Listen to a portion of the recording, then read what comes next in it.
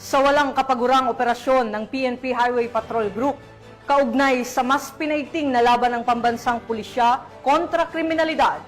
Dalawang sospek sa kasong karnaping at pamemeke ng mga dokumento ng motorsiklo ang matagumpay na nahuli ng PNP HPG sa barangay Pulong Bulo, Angeles City, Pampanga. Patrolman Mark Roland Feliciano sa report.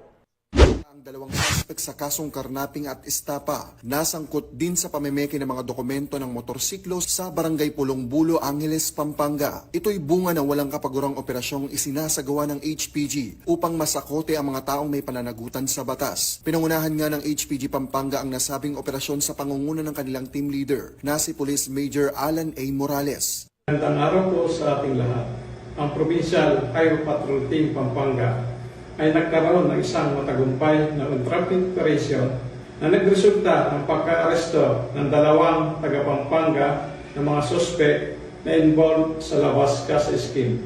Ang naging dahilan po na nasabing operasyon ay bunsod sa reklamo ng dalawang biktima ng mga taga-Bulacan na kung saan sila ay nakabili sa mga arestadong suspect ng dalawang motorsiklo. Kanila pong napag-alaman ang mga nasabing motorsiklo ay walang papeles. Nakipag-ugnayan po sila sa aming opisina na kung saan umorder pa po sila ng isang motorsiklo gamit ng isang dummy account. Umayo naman po ang ating suspect na nagdahilan ng isang entrapment operation.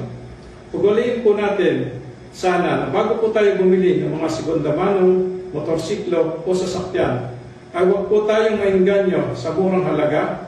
Ugaliin po natin na makipag-ugnayan at lumapit po tayo sa pinakamalapit na himpilan ng Highway Patrol Group upang masiguro po natin na ang ating bibilhing sekundamanong motorsiklo o sasakyan ay hindi involved sa anumang illegal na pinaggalingan. Kinilala ang mga sospek na sina alias Chris, 29 na taong gulang at Kenny, 32 taong gulang na parehas na taga San Fernando, Pampanga. Binasahan sila ng kanilang karapatan sa salitang kanilang nauunawaan at ngayon ay nasa kustodiya ng HPG Pampanga para sa dokumentasyon at tamang disposisyon habang inihahanda ang naaangkop na kaso laban sa mga ito. Sa anumang katanungan, reklamo o impormasyon, ang himpilan ng Highway Patrol Group ay palaging bukas upang kayo'y tulungan. Kami ang Guardian of the Highways, ang kakampi nyo sa kalsada na patuloy na magbibigay ng serbisyong HPG dahil dito sa ating bagong Pilipinas, ang gusto ng pulis, ligtas ka.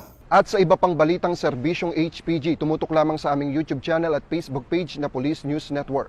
Mula sa tanggapan ng kakampi nyo sa kalsada, ako po si Patrolman Mark Roland Feliciano para sa Police News Network, alagad ng batas, tagataguyod ng balitang pulis.